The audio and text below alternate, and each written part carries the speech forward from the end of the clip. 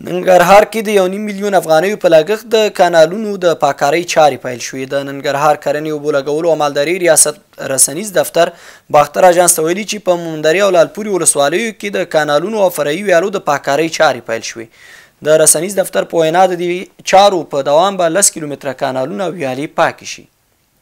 ننګرهار کې د 6 میلیون افغانیو په لګښت د مالټو نوي باغونه جوړیږي. د ننګرهار وادي کرنیز اماراتي شرکت رسنیز دفتر باختر اژانس ته ویلي چې د هډې فارم کلیکسون بڼ کې 45 جریبه او دوهم فارم لومړي بلاک کې 22 جریبه ځمکه د مالټو د تازه باغونو لپاره ځانګړې شوې ده.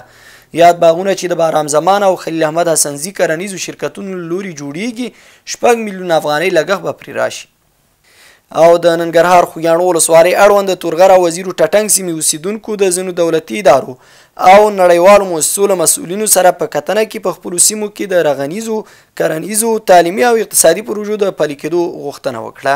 مسؤلینو په دغه سیمه کې د ځینو پروژو د تطبیقولو په موخه د پوره همکارۍ ډاډ ورکړ. د حوت یا کب 10 امریکا سره د اسلامي امارت له لوري د دوحې تړون ورځ ده. ننګرهار میشتي دغه تړون هیواد لپاره د سوکالۍ او آرامۍ تړون بولي.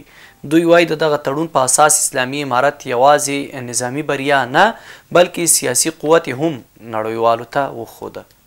د فراه ولایت عامې روغتیا ریاست مسؤلینو د آسیایي بانک او یونیسف دفتر په مالي ملاتړ د $100,000 په ارزښت د طبي او غیر طبي وسایلو د ترلاسه کېدو خبر ورکړی.